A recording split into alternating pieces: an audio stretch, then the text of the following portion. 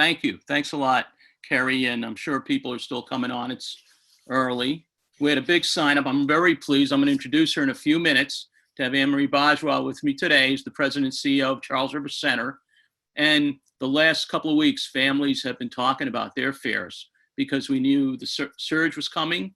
And obviously there's fears of those at home that are living with family and or shared living and other situations like AFC, but there's also a tremendous, Kerry had reported to me in some of the webinars, just a curiosity and of course, more than a curiosity, but what's going on and what organizations are doing. And I thought it'd be great to give a slice of that from Anne-Marie, who I can't tell you how much I appreciated, Anne-Marie, you being on, because I know you're in the middle of everything right now, and we are in the middle of the surge. I'm doing a few slides first, and then we're going to do the interview with Anne-Marie, and we'll open it up for questions and answers. This is what's happened in the last week.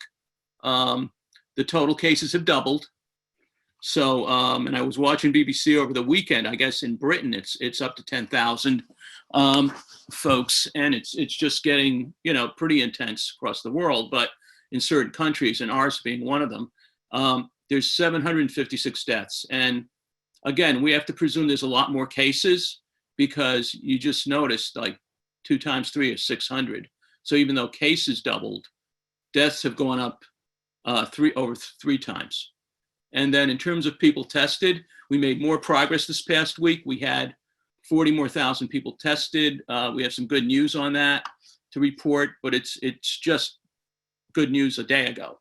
So hopefully that'll make a difference. Because I think, again, organizations, any congregate setting has been having 2 major disadvantages.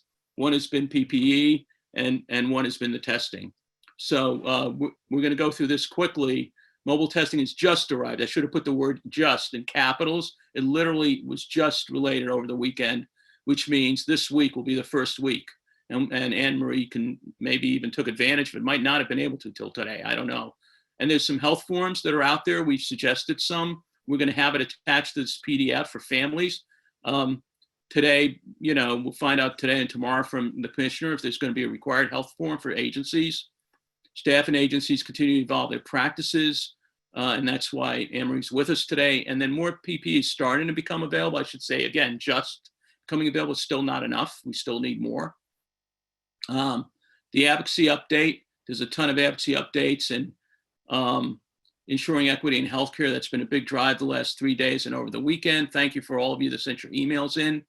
Really glad that in New York State on April 10th, they approved to have surrogates. The chapters that reported to me a couple of weeks ago, I had shared with you that when people were going in the hospital, they had to almost give up. They couldn't get any information. Basically, hospitals, it was one of my colleagues said to me, they're just gone, not gone health-wise, but gone from our ability to monitor and support them. And it was very tough for the agencies. And obviously, these are people they've served for years. So that might change if we get Massachusetts to follow New York. And I think Disability Law Center and other groups are going to work on that as a special drive. And then more specific guidance is expected for group homes. I've been saying that since last Thursday or Wednesday, so we got our fingers crossed. The issues of more assistance at homes and addressing special education. Congregate care is not up there because we're nonstop between the Trade Association, ADDP, organizations across the state, our chapters as well. People are trying to push ahead on all those things that relate to group homes and other staffed settings.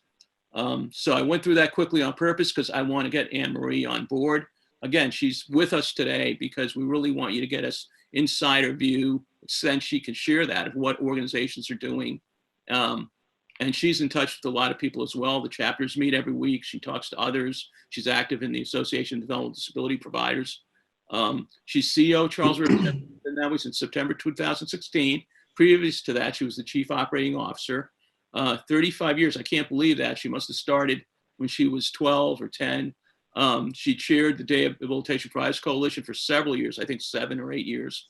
And she's been active in development of Employment First and autism services. So I'm really pleased that she could make the time. And of course, when she said yes, she probably had no idea probably how the weekend would go. And I don't even know how our weekend's going. We talked Friday, later Friday. So I'm sure things have been happening since then. Anne-Marie, welcome. I think you're unmuted. And I want you to, I'm going to ask you just a few questions, but do you want to say anything first before I ask you anything? Thank you, Leo. I really appreciate this opportunity to talk to everybody. The more we can get together and address our concerns and fears and learn about what we're doing about that in our services, I think the better we'll all feel. So I welcome this opportunity. Thank you. And you had a great email out over the weekend. It was Friday or Saturday. I just got to read it. You want to share what you guys were thinking? And because you covered several points. What are you finding with families that's important to do as with the people you're serving, communication wise?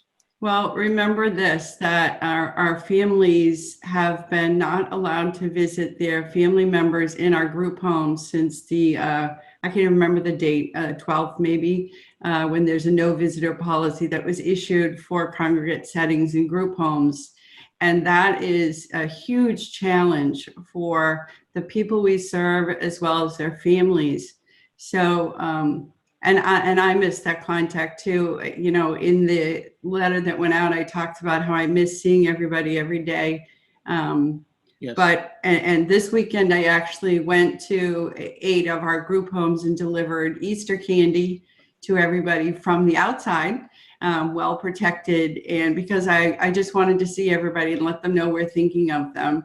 But that pales, my desire to see and talk to people pales tremendously in comparison to the families who can't visit their loved ones. So we made a concerted effort several weeks ago to get technology into the houses. If people didn't own their own iPads, we got them iPads so that families can connect with their loved ones via technology. And everybody's starting to get the hang of it a little bit, just like us. There was bumps on the road. And it doesn't feel real until that's your only communication with your family or your coworkers, and then it becomes real. So that's the biggest challenge right now, is to help families stay connected with their loved ones, talk to me, talk to other people about what we're doing, and try to calm them down and allay some of their fears. Yeah, the unknown increases fears, doesn't it? So you're being able to do that helps them see what's going on. What do you think in terms of your staff and the sort of protections you've done for both staff and the people you serve, obviously, to avoid spreading the virus? You want to give a couple of examples of what you do? I mean, we've done all kinds of things, starting but way back at the end of actually the middle of February, beginning of February. We started to take proactive approach and dusted off our COOP plan, formed a leadership group. That is Remind everybody what a COOP. I'm having trouble. It's like oh my God. It's a continuity of operations plan. Okay, and that's in any crisis, right? That's really, instead of a crisis plan, it's a COOP plan. It's right? a COOP plan. It's how to keep business going during any sort of a crisis, right? And so that includes everything from payroll to HR functions to physical operations to supplies. So that we've really centralized all of these elements into task force that have built off of the leadership group. We're all learning as the guidance changes, right? It changes almost daily, and we need to respond to that, get the word out, realign our operations to the new guidance. I would say that, early on, we ordered a high level of personal protective equipment, but the rate at which this is being used is unbelievable. So we continually have to find more protective equipment. That's really one of the keys. Like every time someone, you have people that may have, Jan Rico and Maura and I have talked about this, people who may be having secretions, right? Or drooling, or because of cerebral palsy, whatever the condition. And so once they've interacted, right, with that individual and they have to help someone else physically, gloves have to come off, right? Replaced. Mask might have to come off, right? Because they're exposing somebody else to someone else's contaminants. Is that true? That is true. So our guidance right now is all staff are mandated to wear child service supplied masks, which we have, and all staff are to wear goggles. And we've done training on how to clean them, disinfect them. Goggles you can use many times, masks not. And so when they're to wear them at all times, regardless of what they're doing at this point in time. because, our individuals, our residents have not left the house basically, except to walk outside for weeks now. So it's the staff who are coming and going that have to offer that protection. So all staff are mandated to wear goggles, gloves, and masks. And if somebody is working with a COVID positive person, or somebody is displaying symptoms and awaiting a test, then gowns are also to be worn when interacting. And those things, after each interaction, they have to be changed out for a new set. Wow. So that's an astronomical number of PPEs that we have to keep on hand. So it is quite onerous, and we thankfully have a lot of orders, but from the time of order to the time of delivery can be a month. Yeah, so you really have to plan this out. We were very nervous, right? We started the calls 4 weeks ago, and one of the orders was we were expecting in a month. Yeah, so just it's been tough. Do you have? I know you early on, some weeks ago, you were working on housing for staff and potentially housing for people who were positive. Right. So that's an interesting development. So early on, back in February, I believe, I reached out to our local colleges who no longer had people there, or very limited people there, only international students. And I was able to get a home freed up from Babson, actually, in Wellesley, and that was going to be our staff lodging, so that when a house is quarantined, the staff told me, I don't mind working there, I want to work there, but I don't want to go home and bring it to my family. So we developed a staff lodging at that point. The hospital, the local hospital near us, BID Needham, needed to take over that house. So now we were back to Plan B. So Plan B was fine, because we have 2 apartments that we readied for staff lodging, and they're actually being used now. And then relative to, we're calling it, for lack of a better term, a recovery center. We've developed a recovery center in our day program in Needham, the day hub that of course is vacant. By Friday, it should be up and going, so that when somebody is COVID positive, they will be moved out of their residence, away from the others, into a recovery center, if you will, that will have nursing oversight. So I hope to have that up and running by Friday. There's a few hurdles I have to jump through in order to get the approval to do that. But they've really expedited that process to allow people to do that. Our folks oftentimes are difficult to, quote unquote, quarantine to their bedroom. First of all, they don't understand what's happening. And secondly, that is not realistic in a lot of cases. Right. So that's why we decided to do this recovery center. Excellent. And as you're speaking, I want people in the audience, and we've got a big turnout. Usually we have over 100 easily sign up, by the way, Anne-Marie, and then usually half show up. So we're up to right now 70 or so people being wonderful. Yeah. I just want people to multiply what Anne-Marie's doing times, I don't know, 60 core residential agencies across the state. Out of our chapters, we have 17 chapters, probably 9 to 12 have residential, some capacity. And that doesn't include people in shared living or people in AFC, adult family foster care. So there's 10,000 to 11,000 people, including state operated facilities across the state. And then that's just in group housing, and then add on top of that. And I used to have the numbers at my fingertips. Probably shared living was in that number, but not AFC. That would be several thousand more people. But there are more individual settings that there could be 2 people in AFC, right, living with someone. So what Anne-Marie's done, and again, I got to commend her, because she started early on in February trying to figure it out, as did some other colleagues. But that's, it was sort of like, okay, let's get ahead of this while we're taking, addressing the day-by-day piece of it, which is tough, right? You're addressing day by day while you're addressing planning ahead. How does that?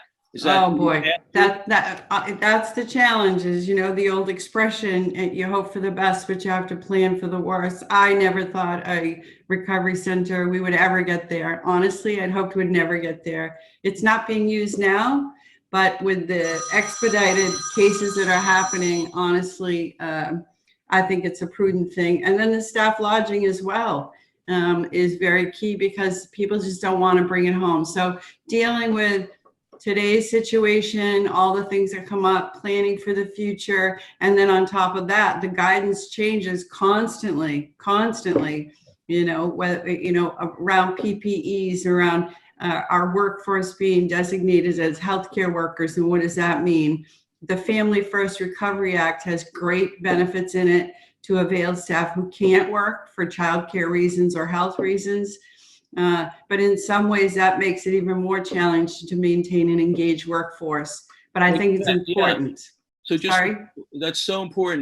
There was one of our colleagues lost the whole house of staff, and he had to hustle with his teams.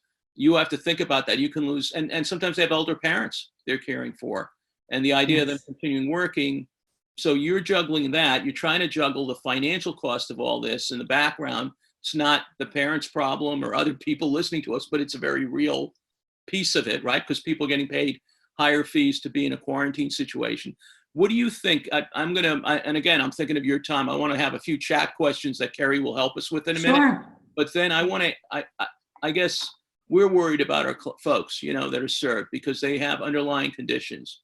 And at least 30%, 40%. And those, and I might be minimizing, in terms of the numbers in staffed homes, how high that percentage is, right? Because a lot of people, from a priority perspective, may not get into a home, right? Unless they have an underlying condition. But I fear, like, for that percentage, because again, our staff work in society. They're embedded, some of them now, they don't get out much. But for a long time, like you said, they're the ones coming in and out. You're worried about that. And that's why you set up staff lodging too.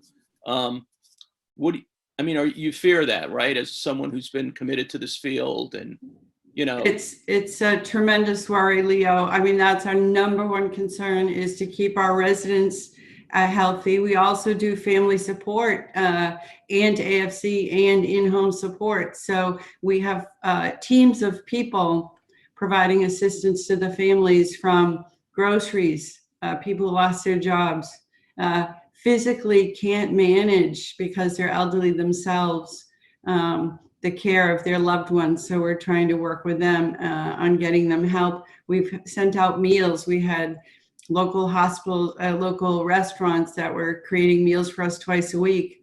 They can no longer do it, but we were sending out meals. It's a tremendous challenge, and we have another family that's undergoing chemotherapy. So, and they can't, stay home with their loved ones. So we're sending somebody into that home to care for that loved one. So it's very fearful, and we're trying to do our best to, help all the people who need help when they identify. I will tell you that I'm overwhelmed with the outreach from the Charles River community. Overwhelmed. I have a team of Wellesley Service League women who are making masks and gowns for us, by the way, disposable gowns. Right. I had an anonymous donor this morning donate $5,000 to be used just for those family situations. Want to make sure that we have the resources to help those families. It's overwhelming. I forgot for a second about the family. I didn't even ask you about that, the Family Support Center work. And so food and medicines and whatever, and that 5,000 will go toward whatever people might need. Car repairs so they can come and go, grocery shopping. We have a whole team doing grocery shopping, because when we closed our day program services, we had to basically commit to an entire residential service system. So all the day program staff were shifted to support the residential team in whatever capacity they can, as well as in-home supports and family supports. So it's an astronomical feat, but our mission is to help where we can for those in need and keep everybody safe at the same time.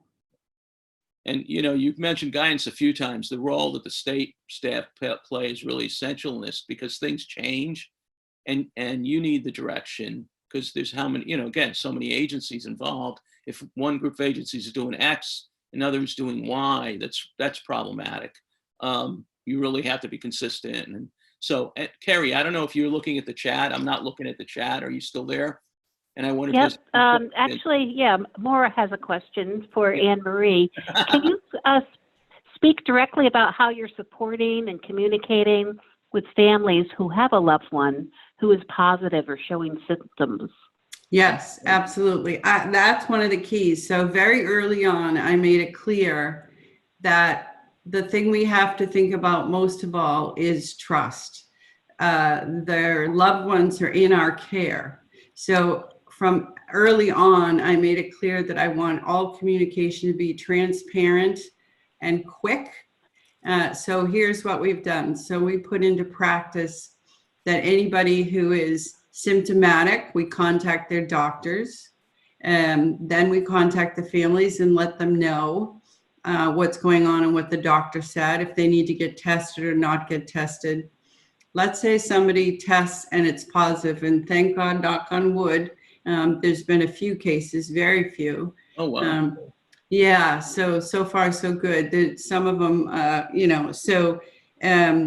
so at that point, that what we have to do, we call the Board of Health, and actually the Board of Health tells you now what to do. We have to follow their directives, how to count back to they call it day 1 or day 0 of the possible infection to the current date. So then we notify every single staff person that could have been affected at that point, going back to day 0. Any staff person who's currently working there, we let them know. Any staff person who's walking into that situation per their schedule is also told the risk elements. And then families of all those people in that residence are also called.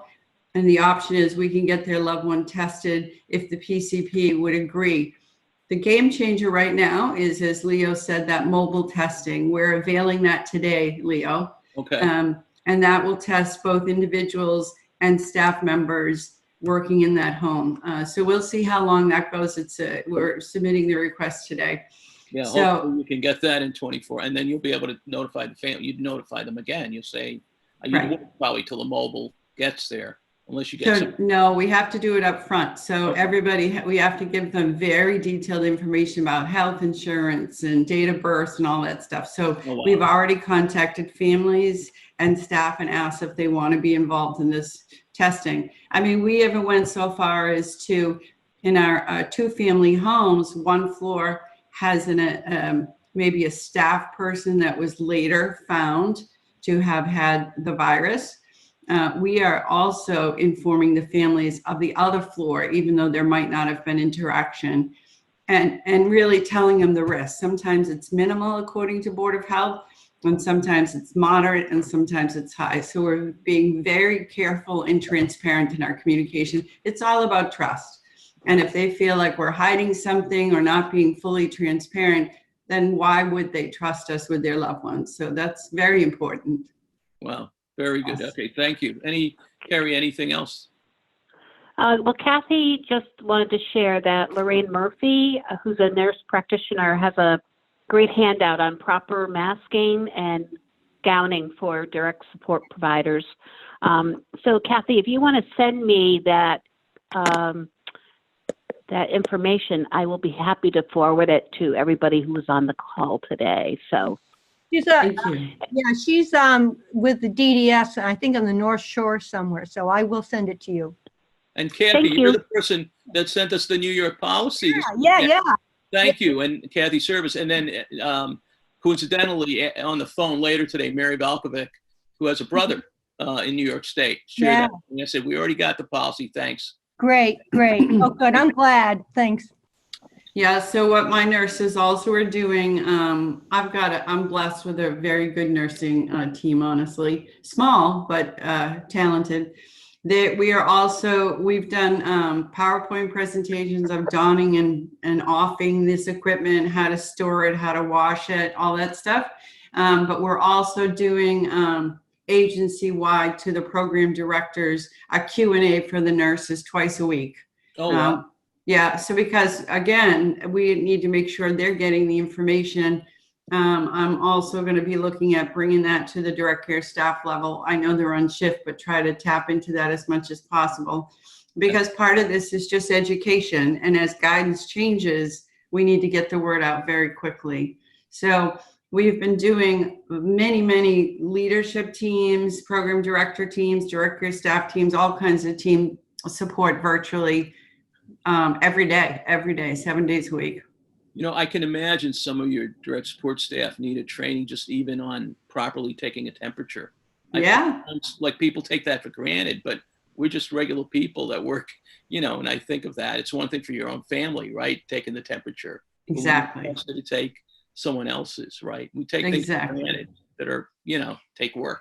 Yeah, you bring up a point, Leo. Every resident, every staff walking into shift get their temperatures taken. The staff get their temperatures taken. They have to answer a questionnaire about any symptoms. They have to put on their mask, a clean pair of gloves we have a bucket in front of at every doorway in which their supplies are there.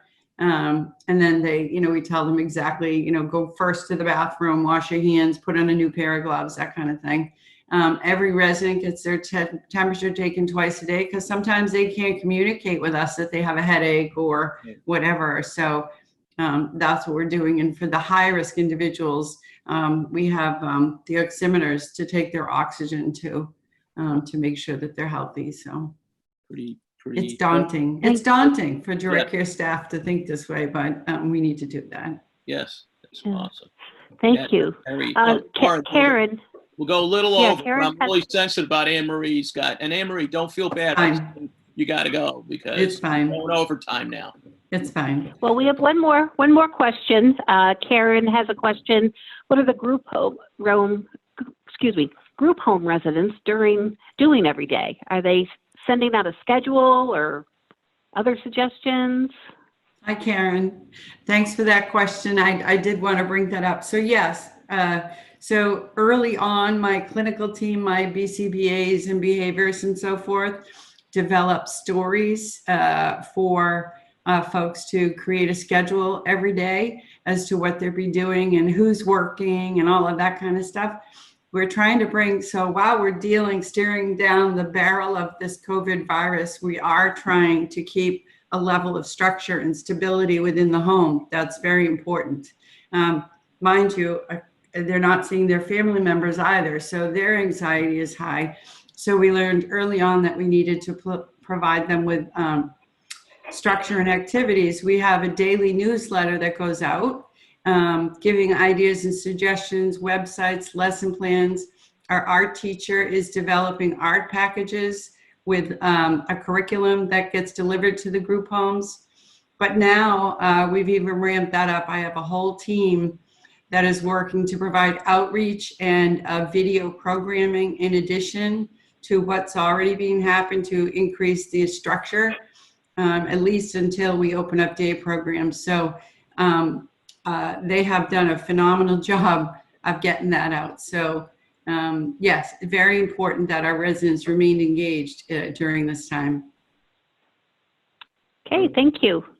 So Carrie, even if we have questions, I'm just sensitive about the time. And Sure. I want to just remind people that first place, Anne-Marie, thank you. This is my pleasure. I can't say enough about how important this is. And Carrie and I talked about this. I talked about this a couple of weeks ago, and then Carrie reminded me that some folks aren't hearing enough. For those of you that are providers on this, and I noticed a couple of you colleagues of mine, we're thinking of doing a sponsors call as well, sponsor members of the ARC. We haven't done that because I know you guys are on so many calls. So I think we'll put one out there. We won't necessarily do it every week. We'll do it as people want. But one of the things that's important that we find with these webinars, let alone the weekly meetings we have with the chapters, which are, a little more intense and sharing and supporting each other because of this crisis. The webinars are almost taking on the same features where people are helping each other and giving ideas. And I can't thank you guys enough for this series that we're in. Is this week 3, Carrie? We're going into week 4. Oh my God, okay. So this is an opportunity, Monday, Tuesday, Thursdays, Fridays, for all of you on the call to learn more. And then I posted the website. But we're going to fill you guys in on what's going on. I'm really pleased about your numbers, Anne-Marie, and that's probably because of some of the strategies you've taken. I think a lot of organizations have tried to do that, right? To cut down and to have health checks and all of that, like you described. But I think what you're doing is unbelievably thorough, and it's something that others can learn from as well. So I hope other people were listening to what you're doing and some of the best practices you guys have been sharing for a few weeks now. I just think this is something we've never experienced, as you said. It's a nightmare in one way. It's a soul-building experience in another way. Yes. A friend of mine, a colleague of mine who's got a few kids at home said to me, for the holidays, her hands were full, but she was also full of heart. And I think that probably typifies, I love the sentence, and I think it typifies what we're all going through, except for those of us that are struggling so much. Hopefully they're asking for help, right? Like the families you hear. Yes. And yes. we have to do more for the families at home, and we're hoping there'll be more while we're keeping things stable at the congregate care front. I think that's the key. And if there's an agency that is struggling, they shouldn't be shy about saying, my God, we're now getting overwhelmed by this. We're losing our staff. It's not your fault. This crisis is not your fault. No. And, for all of us, we didn't expect this. And it's a new world. So thanks, Anne-Marie. I can't thank you enough for giving the insight. Thank you. And I know the people on the call, families especially, appreciate it. And hopefully they'll tell others what organizations are doing. So, Carrie, if there's nothing else, I think we're going to call it a day today and let people hopefully get back to a day of some positive stuff in the middle of all this uncertainty. And I just want to thank everybody for everything they're doing as well. Thank you, everybody. Take care. Okay, thank you. Take Bye. care, everyone. Bye-bye. Bye-bye.